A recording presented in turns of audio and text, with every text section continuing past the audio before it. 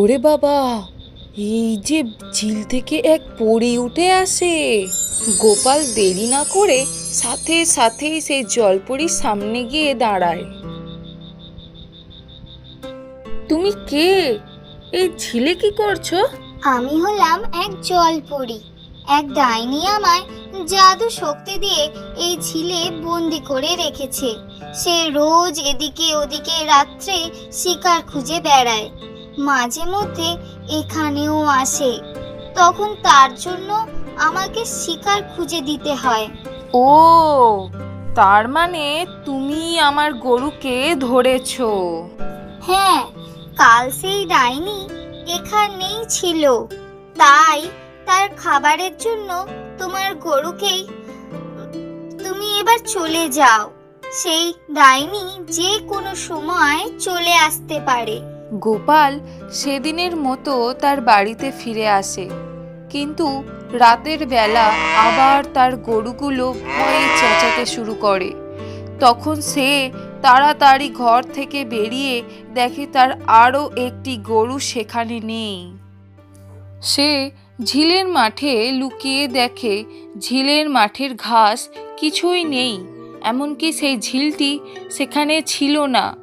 আর সেই জলপরী দাঁড়িয়ে আছে। গোপাল ছুটে তার কাছে গিয়ে বলে, সেই ডাইনি কি আজও এখানে ছিল?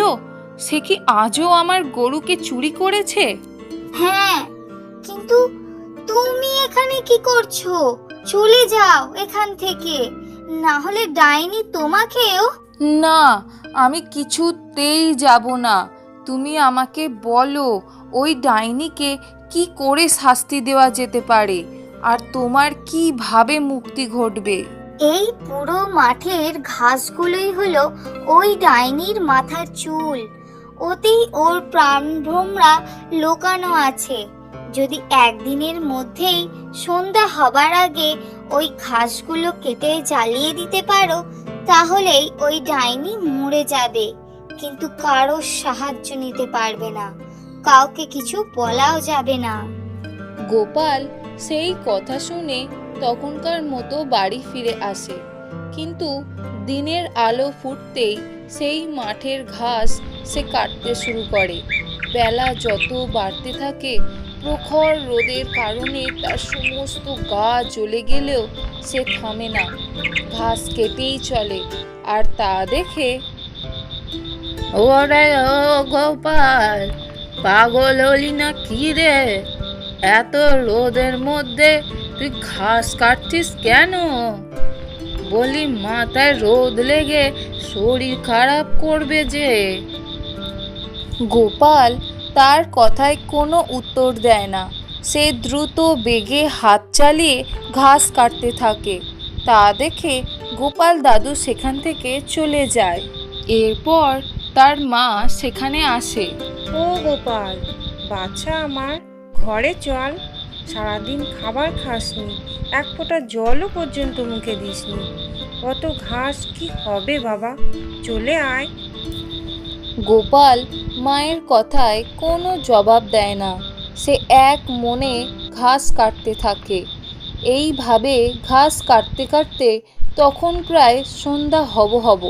তখন হঠাৎ প্রবল ঝড় ওঠে, চারিদিক ধুলোয় ভরে যায়। কি ভয়ানক দাপট সেই ঝড়ের! গোপাল বুঝে যায় কি হতে চলেছে। সে আরও তাড়াতাড়ি ঘাস কাটতে থাকে। ঘাস কাটার পর যেই আগুন জ্বালাতে যাবে, ঠিক তখনই এক ডাইনি চলে আসে। থাম বলছি, থাম! ওই ঘাসে আগুন লাগাবি না। দাঁড়া, তোকে আজকে মেরেই ফেলবো। তোর খাড় মুটকে রক্ত চুষে খাবো। কিন্তু ডাইনি কিছু করে ওঠার আগেই গোপাল সেই ঘাসে আগুন লাগিয়ে দেয়। আর ডাইনি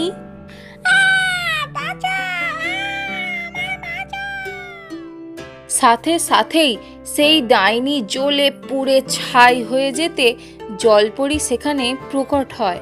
তারপর, তোমাকে অনেক অনেক ধন্যবাদ গোপাল, আজ আমার মুক্তি হলো। তাই আমি তোমাকে কিছু স্বর্ণ দিলাম, তুমি এগুলো বিক্রি করে আরো গরু কিনো। আর এই ফাঁকা মাঠে চাষ করো।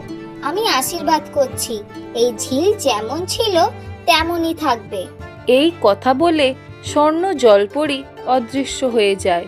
তারপর থেকে গোপাল আরও কিছু গরু কিনে দুধ বিক্রি করে আর সেই মাঠে চাষ করে আনন্দে দিন কাটায়।